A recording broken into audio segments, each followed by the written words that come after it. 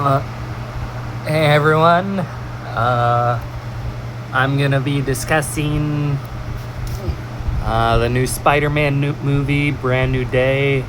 For my non-spoiler review, this is just gonna be, I thought it was a pretty good movie. Yeah, I think it was pretty solid and most people would enjoy it. I had a few pet peeves, which I'm about to discuss, but I would definitely recommend this movie about maybe B plus, or yeah, I'd say a B plus is about right for this movie. Yeah, I don't really know what to say for my non-spoiler review, so I'm gonna go into spoilers. So, spoilers: 5, 4, 3, 2, 1. Like I was saying, I like this movie. Most of my pet peeves were very small. One being, I was a bit annoyed about them adding in Ned and MJ into this movie because it felt like his sacrifice didn't really mean much.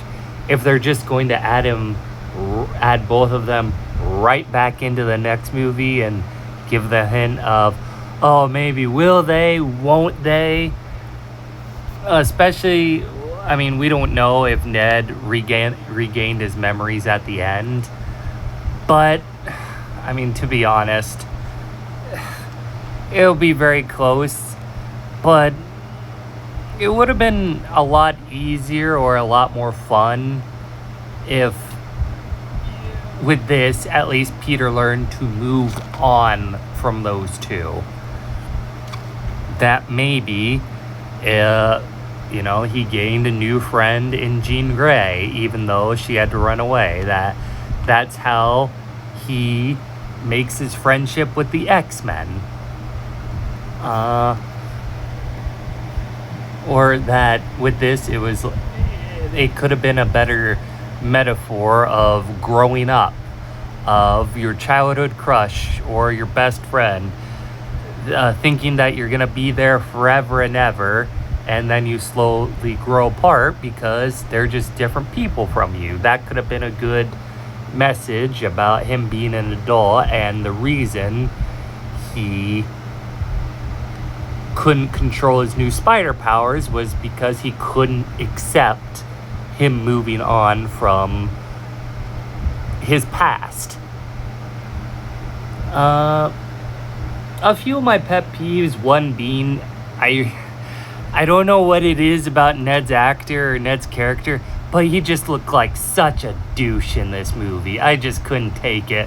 And him saying, and them having that awful scene where it's like, him trying to buy energy drinks, and it's like, no, I don't want them.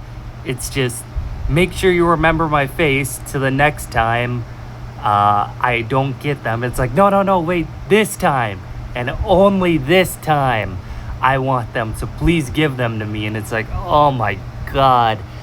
The only way that could have been made him look any more douchey is if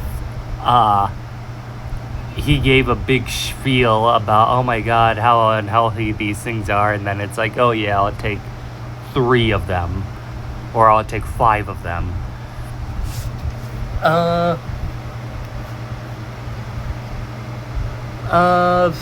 Yeah, what else?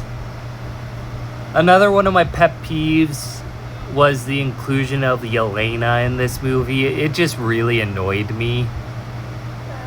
Like, I like them trying to connect the world. This felt like an actual superhero movie, not an MCU movie. But Yelena just seemed like the wrong character to do it. Especially because she just seemed so arrogant to Peter. And it's like her saying the line of, oh, the Avengers deal with big stuff, and you guys deal with, and Spider-Man, you deal with very, very small things. And it's like, bitch, for the first thing, dealt with Thanos, and he was on a bigger battlefield uh, than you will ever be. And along with the fact that he's dealt with alien stuff too.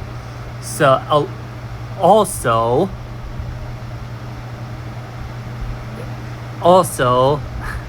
I didn't really watch the Thunderbolts. I've just watched a few scenes. But we haven't been shown anything about what the Thunderbolts... I'm not going to call them the new Avengers.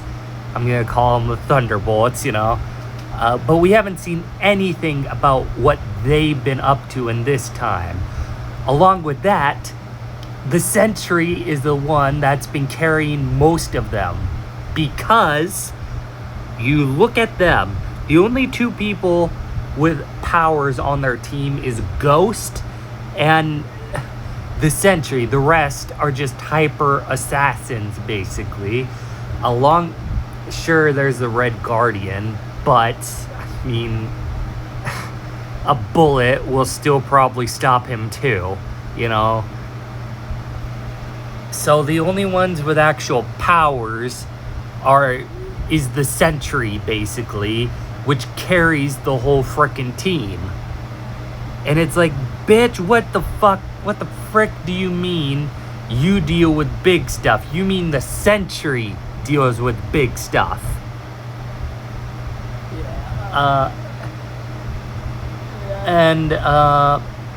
But I did like the inclusion with the Punisher. Sure, he was a bit more PG-13, but it makes this New York City feel more lived in, along with the fact that there was a lot less CGI in this movie, which was so much nicer. Like, you could actually see the movie, which was pretty nice. Since most MCU movies have been just CGI slop fests at this point. Where, like I said before, this felt like a Spider-Man movie. It did not feel like an MCU movie where they were going on to something else. Where you could watch Spider-Man Homecoming and move on just to this movie, and sure, you'd miss some context, but you wouldn't feel that left out.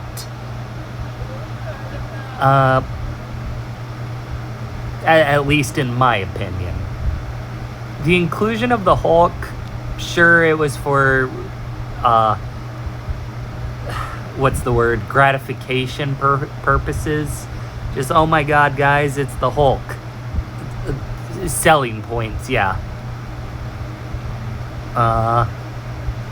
But I did like I said before, it's nice how most of the heroes feel lived in, and if there's someone who can mind control, it's like, hey, the Hulk still lives here. He is basically my most powerful weapon at this point. Another thing I didn't like was the false advertising with this movie, with the use of Scorpion, making it seem like there would be a lot more villains in this movie than there were. I was annoyed basically seeing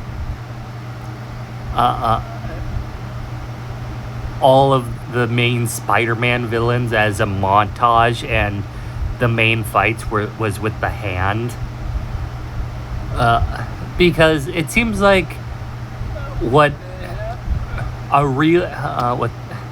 gotta think of my thoughts right here.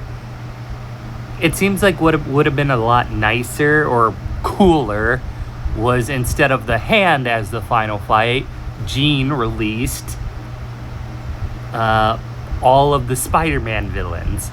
That would have been a great way to turn it around, and it's just like, oh, and she didn't even have to control him. It's like, hey, it's Spider-Man, and most people would want to kill him. That would have been a good way to add a slight Sinister Six or something. Yeah, what else? For Jean Grey, Sure, people could say it was a mischaracterization, but I at least like, what's the word? Hang on, let me go back. She was a straight up villain in this movie, and there's no way she didn't cause a few deaths. Like, she had to have caused a few people to die, but I won't be a stickler for the characterization, because then that gives a good way for the X-Men and gives a good way for her to atone for her actions. What else? But overall, despite a few scenes with him and MJ I didn't really like, I like some parts, but it felt like it dragged on too long with, oh my god, are they gonna get together again? Where I just wasn't really a fan of it, and I really hope they don't, and they just move on from that. Who knows why the hell they keep hiring Zendaya for everything. But overall, I'd say this was a solid movie. For Avengers Doomsday, I'm not really too excited for that, but that's for another video. But at least for a Spider-Man movie, this was pretty solid, and I would say you can go give it a watch. If there's anything else I left out, yeah.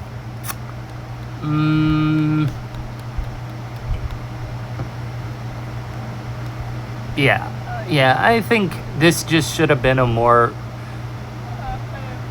Sure, the other movies were more of a coming-of-age story, but this should have been the one to let go of your past and to move forward with your life. That it sucks losing the people you care about, but you can always make new friends. And that's the lesson he should have learned instead of sticking to the past. But besides that, I would say this was a pretty good movie, and you should go see it.